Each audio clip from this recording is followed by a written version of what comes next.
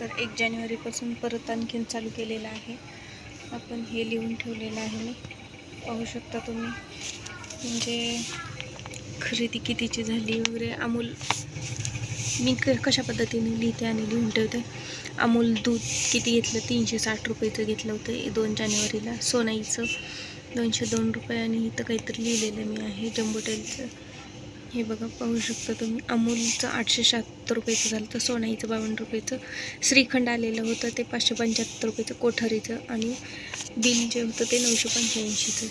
परत 5 जानेवारीला भरपूर घेतलेलं आहे. अमूलच्या दुधाची ऑर्डर 1668 होती, कारण मुलं वाढलेली आहेत ना, त्याप्रमाणे आता ऑर्डरही चालू झालेली आहेत.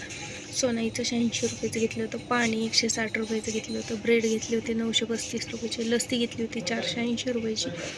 कोठारीच म्हणजेच काही किराणा आणला होता तो 2805 रुपयाचा.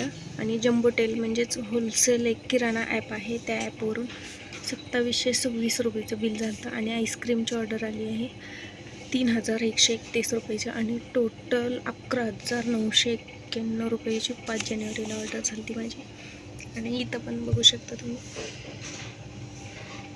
इथं पण अमूलचं बिल झालेलं आहे 1056. दही आलेलं होतं 635 रुपयाचं. कात्रजचं दूध होतं 170 रुपयाचं. बालाजीची ऑर्डर होती 5770 रुपयाची.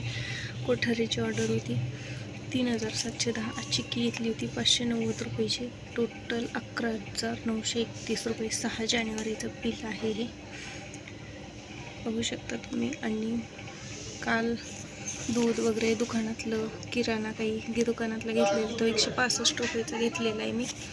ते इथं लिहून ठेवत असते मी. दूध वगैरे घेतलं की लगेचच काही दुकानातलं खाल्लं, कारण ना महिन्याच्या एंडिंगला मला म्हणजे कळलं जातं मग की आपण म्हणजे मला महिन्याच्या एंडिंगला माझं बिल म्हणजे काढायला मला जास्त सोपं जातं, कारण मग हा टोटल फक्त मारत राहायचं. म्हणजे आपण खरेदी किती केली ह्या महिन्यामध्ये आणि आपली विक्री कितीची झाली आणि त्यातून मिळणारा आपल्याला नफा किती झाला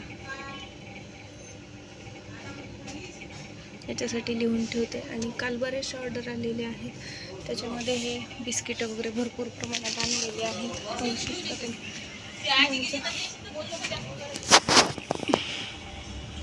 माझं कॅरेट पूर्ण ना हे भरलेलं आहे.